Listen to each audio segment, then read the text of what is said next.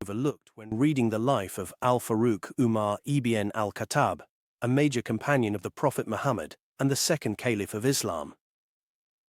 It was the beginning of the conquest of al-Sham, Greater Syria, which included present-day Syria, Lebanon, Jordan, and Palestine, and the fall of the Byzantine territories, referred to as Rome in Islamic sources, the Christian Eastern Roman Empire.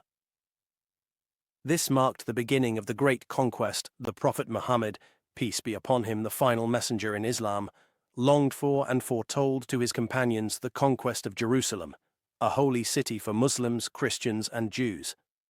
Heraclius, the Byzantine emperor, visited Jerusalem to bid it farewell.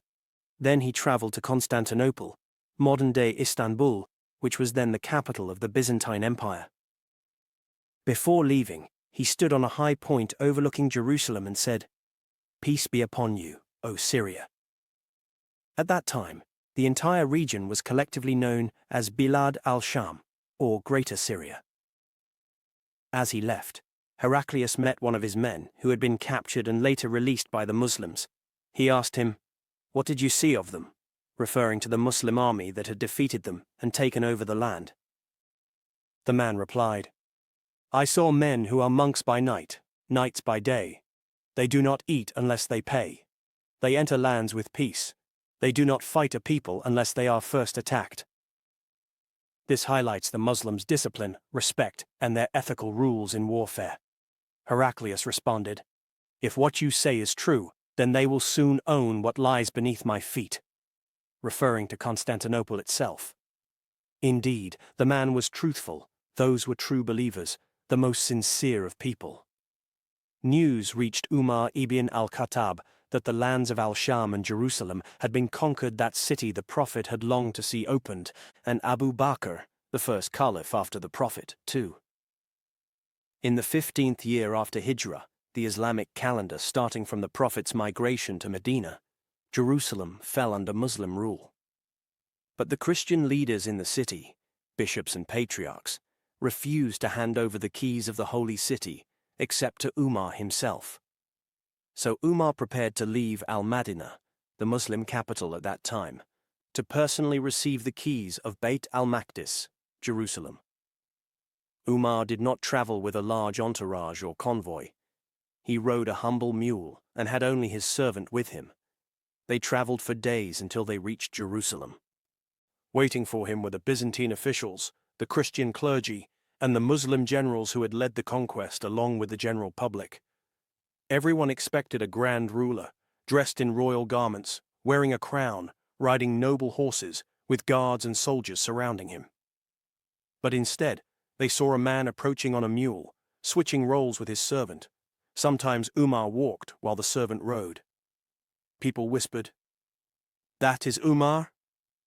No one believed it at first, not the Romans, Byzantines, not even many of the people of al-Sham. Abu Ubaidah, the commander of the Muslim army and one of the most trusted men of the Prophet, met Umar. He saw his patched clothes and muddy feet. He said, "O commander of the faithful, if only you wore something more dignified and rode something more suitable, for the Byzantine nobles will be meeting you." Umar looked at him and replied, "O Abu Ubaidah, had anyone else said this, I would have struck him with my stick. We are a people whom God honored through Islam, and if we seek honor through anything else, God will humiliate us." This famous statement of Umar summarizes his worldview that true dignity comes from spiritual integrity, not material displays. When Umar arrived, he said to Abu Ubaidah, "I wish to visit your house." Abu Ubaidah hesitated, trying to make excuses, but Umar insisted. He wanted to see how one of his most trusted governors lived. When he entered, he found a bare home, a basket, some crumbs of bread, a water jug, and a woven mat to sleep on. Umar began to cry and said, "The world has changed all of us except you, O Abu Ubaidah." Later, Umar visited the site of the Holy Rock, believed by Jews to be the place where Jacob spoke to God.